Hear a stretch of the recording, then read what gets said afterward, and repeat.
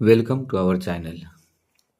आज हम सब क्लास 10th का जो फिजिक्स है भारती भवन का उसका पहला चैप्टर का क्वेश्चन आंसर स्टार्ट करेंगे। चैप्टर का नाम है प्रकाश का परावर्तन, रिफ्लेक्शन ऑफ लाइट। और जिसमें हम सब आज ये जो दिया है ऑब्जेक्टिव क्वेश्चन, इन सबको कंप्लीट करेंगे। तो जो ऑब्जेक्टिव क्वेश्चन है उसमें पहला क्वेश्चन था कि समतल दर्पण द्वारा बना प्रतिबिंब होता है, आंसर हो जाएगा काल्पनिक। 2 नंबर, परावर्तन का कोण होता है, तो इसका आंसर हो जाएगा घ, परावर्तित किरण और दर्पण की सतह पर खींचे गए अभिलंब के बीच का कोण। 3 नंबर क्वेश्चन है कि प्रकाश के परावर्तन के कितने नियम हैं, आंसर हो जाएगा 2। 4 नंबर क्वेश्चन, निम्नलिखित में किस दर्पण द्वारा किसी वस्तु का वास्तविक प्रतिबिंब मिल सकता है, आंसर है अवतल दर्पण द्वारा। 5 नंबर क्वेश्चन है, निम्नलिखित में किस दर्पण द्वारा किसी वस्तु का आभासी प्रतिबिंब प्राप्त किया जा सकता है, तो आंसर है इसका उपर्युक्त तीनों प्रकार के दर्पणों द्वारा, समतल दर्पण द्वारा, अवतल दर्पण द्वारा, उत्तल दर्पण द्वारा। क्वेश्चन नंबर 6, वस्तु से छोटा और आभासी प्रतिबिंब इनमें से किस दर्पण से प्राप्त होता है, आंसर है उत्तल दर्पण से। 7 नंबर, निम्नलिखित में किसके द्वारा एक बिंदु स्रोत से समांतर किरण पुंज मिल सकता है, अवतल दर्पण। 8 नंबर क्वेश्चन है, कहाँ पर स्थित होने से वस्तु का प्रतिबिंब अवतल दर्पण के फोकस पर बनता है, अनंत पर। 9 नंबर, अवतल दर्पण की फोकस दूरी उसकी वक्रता त्रिज्या की आधी होती है। क्वेश्चन नंबर 10, एक अवतल दर्पण में वस्तु की स्थिति फोकस और ध्रुव के बीच हो तो प्राप्त प्रतिबिंब होगा,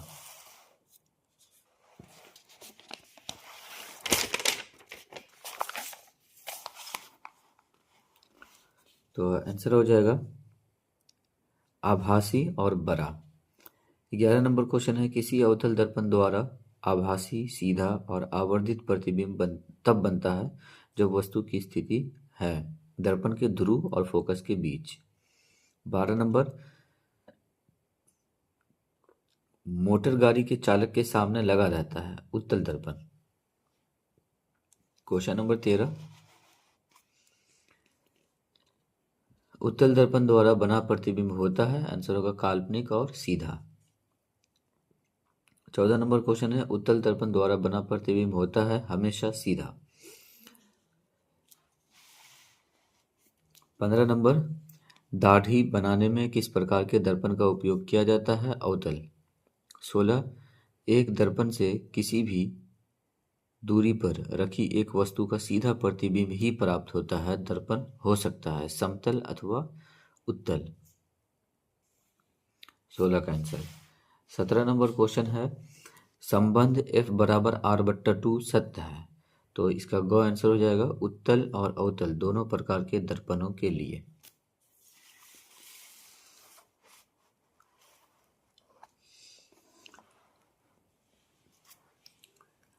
18 नंबर जो क्वेश्चन है इसमें कह रहा है कि चित्र जो दिया है 3.5 में सही किरण आरेख को चुने, मतलब 4 ऑप्शन है, इसमें कौन सा किरण आरेख जो है सही है। तो इसमें अगर हम सब बात करें तो ये लास्ट वाला सही है, क्योंकि किरण आरेख का नियम होता है, एक नियम होता है कि जो किरण वक्रता केंद्र से जाती है तो वहीं से लौटती है, तो यहीं से ये लौट रही है, तो ये सही हो जाएगा। इसमें क्या दिया है कि प्रधान अक्ष के समांतर आ रही किरण वक्रता केंद्र से जा रही है, जो कि गलत है, फोकस से जाना चाहिए। यहाँ भी वक्रता केंद्र से आ रही किरण फोकस से जाना चाहिए था, इस तरह से प्रतीत होना चाहिए था इस तरफ, लेकिन इधर से जा रही है, तो ये भी गलत है। और इसमें प्रधान अक्ष की तरफ इधर जाता हुआ, तो ये कोई नियम ही नहीं है, मतलब ये तीनों गलत है, घ जो इसका आंसर सही हो जाएगा। और 19 नंबर क्वेश्चन है कि एक गोलीय दर्पण द्वारा बने प्रतिबिंब का आवर्धन m ऋणात्मक है, इसका अर्थ यह है कि प्रतिबिंब उल्टा है। उसके बाद खाली स्थान है। पहला क्वेश्चन है कि प्रकाश डैश रेखा में चलता है, आंसर हो जाएगा सरल रेखा। 2 नंबर क्वेश्चन, यदि किसी दर्पण द्वारा बने प्रतिबिंब का आकार हमेशा वस्तु के आकार के बराबर हो तो दर्पण समतल होगा। 3 नंबर क्वेश्चन है कि वास्तविक प्रतिबिंब को पर्दे पर प्राप्त किया जा सकता है, तो आंसर हो जाएगा वास्तविक। 4 नंबर क्वेश्चन है किसी दर्पण में आपतन कोण हमेशा परावर्तन कोण के बराबर होता है। 5 नंबर, गोलीय दर्पण के ध्रुव से फोकस की दूरी को फोकस दूरी कहते हैं। 6 नंबर, गोलीय दर्पण की वक्रता त्रिज्या उसकी फोकस दूरी की दुगुनी होती है। 7 नंबर का आंसर होगा अवतल। अवतल दर्पण में वास्तविक और आभासी दोनों प्रतिबिंब बनते हैं।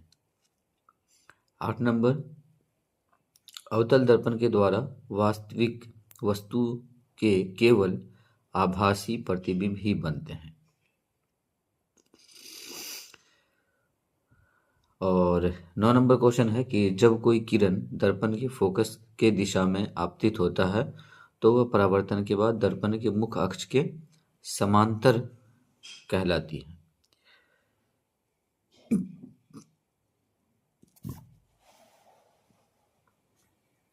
10 नंबर क्वेश्चन है कि निर्देशांक चिन्ह परिपाटी के अनुसार आपतित प्रकाश की दिशा में मापी गई सभी दूरियां धनात्मक होती है।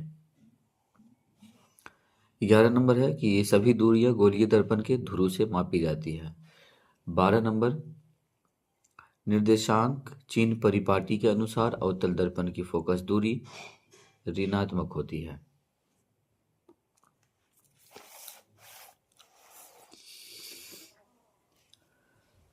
13 नंबर क्वेश्चन है कि प्रतिबिंब की ऊंचाई और वस्तु की ऊंचाई के अनुपात को आवर्धन कहा जाता है।